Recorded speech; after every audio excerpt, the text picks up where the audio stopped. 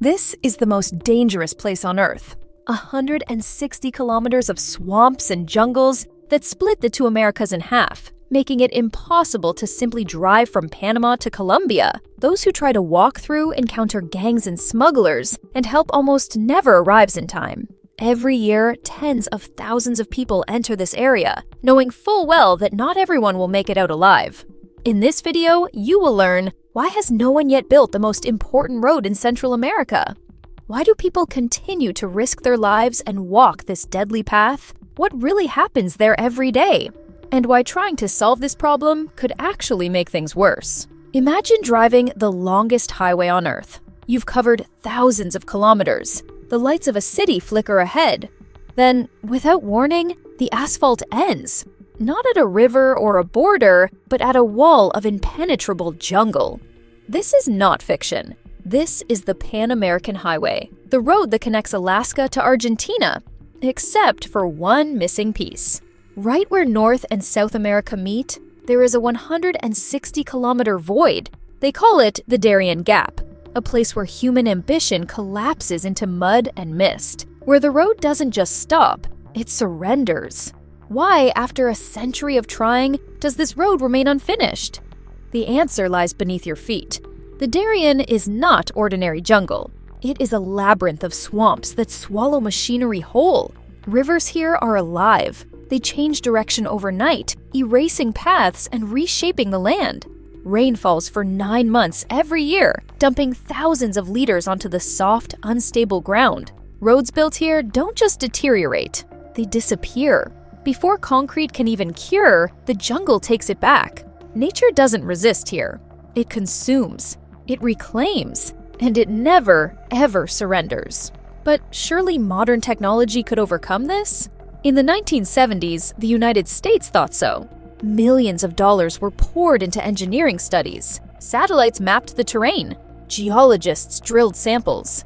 The results were devastating. Building through the Darién would require hundreds of bridges and tunnels. The cost was astronomical. Billions of dollars at a time when such figures were unthinkable. But money wasn't the real obstacle. Scientists discovered that this forest is a biological treasure, a Pleistocene refuge where species found nowhere else on Earth have survived for millennia. A road would destroy what took millions of years to create. The project was abandoned.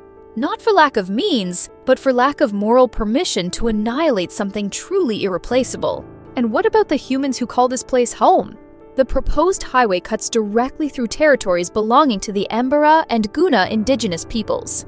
For centuries, they have lived in harmony with this jungle, hunting, fishing, and preserving a way of life that predates modern nations.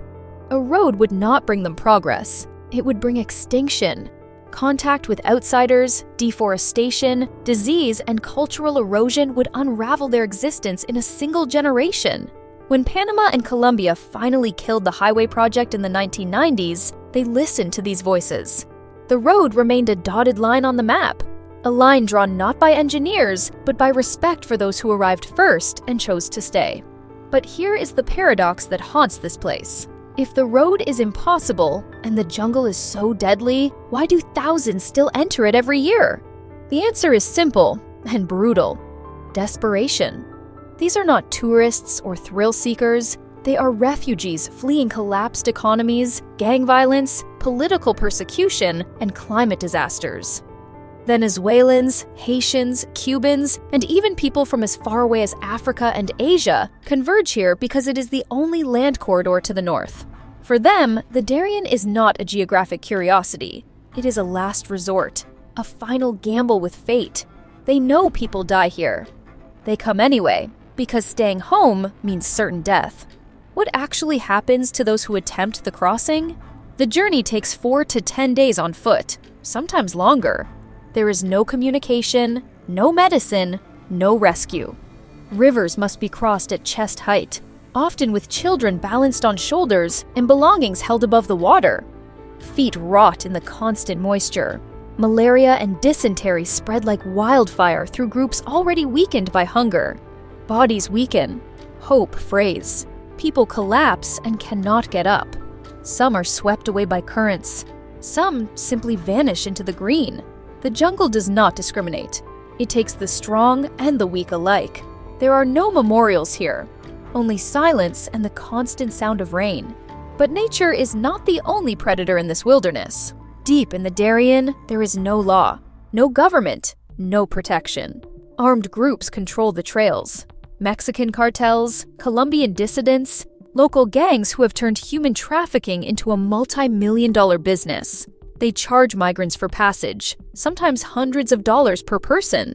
Those who cannot pay are robbed, beaten, or worse. Women are taken. Men are shot. Bodies are left where they fall. The jungle swallows them. In the Darién, you can disappear completely, and the world will never know what happened to you. Like this content? Subscribe to see more.